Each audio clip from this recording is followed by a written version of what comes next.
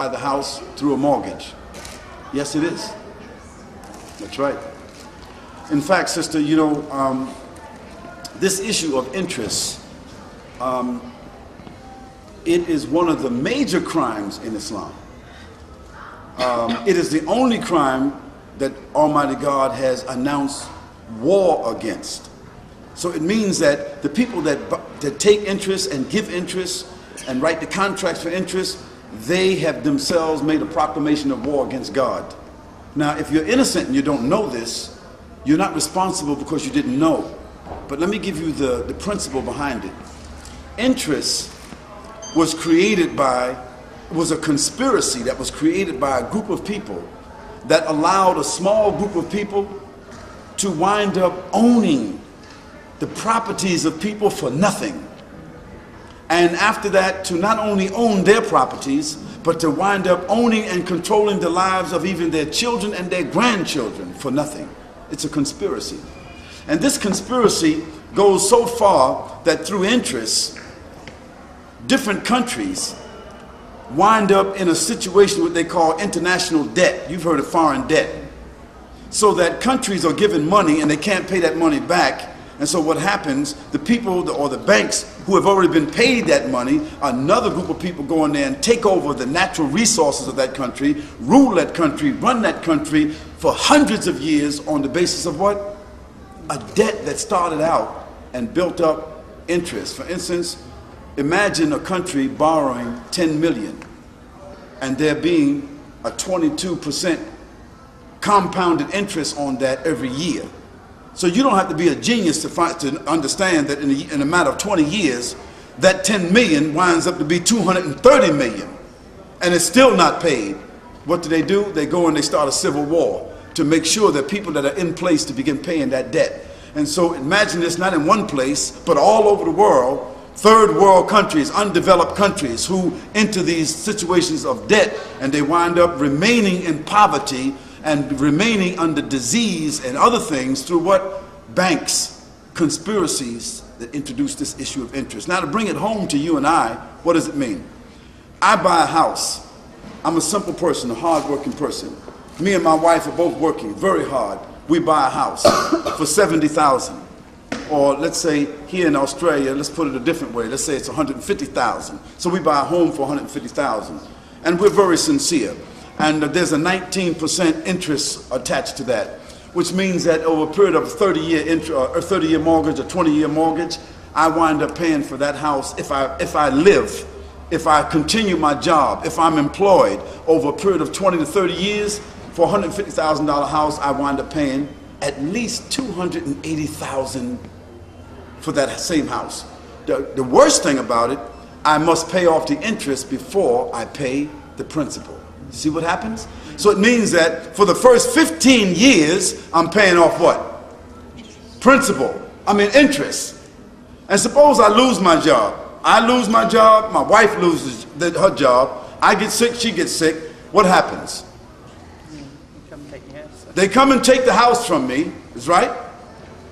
Even though I paid off $150,000, $160,000, they take the house from me.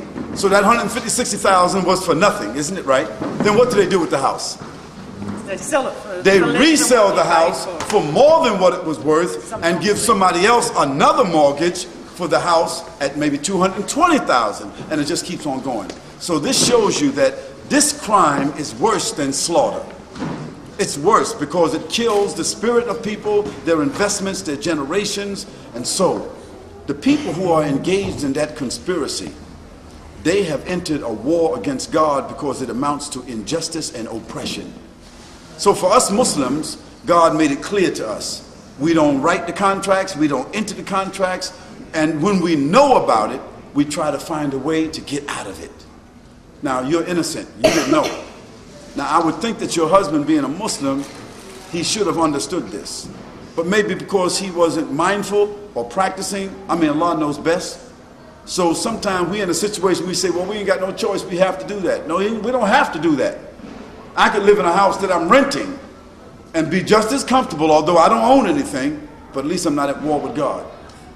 So my suggestion, sister, is that you go to a Muslim financial person who can help you and your husband to back out of this situation with the least amount of complications, but make the commitment to do so. And then after that, sis, buy what you can afford. Live in a house that you rent and be satisfied with that, because everybody nowadays cannot afford to just buy a piece of property. And nowadays, buying a piece of property or renting a piece of property doesn't necessarily give you any more security.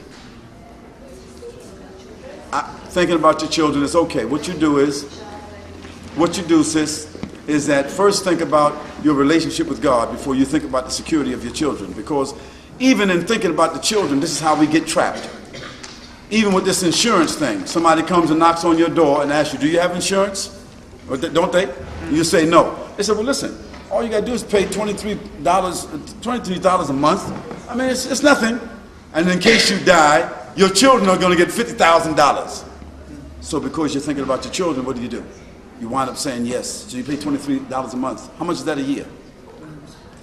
About $600 a year, isn't it? And what do you get for it? If you don't die, you don't get nothing for it. So in 10 years, how much is that? That's $6,000, isn't it? Now think about 100,000 people that are paying the same premium for 10 years, times 6. How much is that? See? You see the kind of money. 60 million that these insurance companies are making, these big buildings, probably the biggest buildings in Sydney, and they never lose. Why? Because they're stealing, they're robbing, they're the biggest pirates. So in Islam, Allah warned us about it. And so most Muslims avoid interest at all costs. Now there are certain parts of the way we live in life that sometimes it's almost unavoidable because they got so many traps that one of the little traps is going to get you. Like, you get the credit card and you are intending to pay, but you missed that payment, so they get you on that. Or you go to the hospital and there's a little bill there you didn't pay, they get you on that. Or the student loan and they get you on that. So they got so much stuff hooked up, but the direct things, avoid it. That's the best thing I can tell you, sis. That's not interest. If you give me $10,000 to invest in my business for you, and I say to you that I'm going to share the profits with you, then also you should know that I'm also sharing the liabilities with you. If I lose money, what happens? You're going to lose some too, right? If I make money, you're going to make some. This is called mudaraba. This is called business.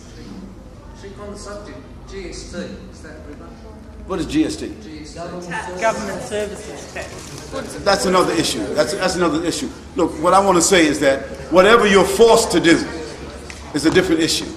But business is business, and interest is something else. Now, people try to make interest seem like it's business, but it's not business. It's robbing, it's stealing, it's exploitation at the highest, most sophisticated level. And it used to be against the law in all religions. It used to be against the law in Australia. It used to be against the law in Great Britain. It used to be against the law in America until the financial wizards, companies, bankers overpowered the governments. And now all of a sudden it's a big business. So all I can say is just avoid it, and that's another subject.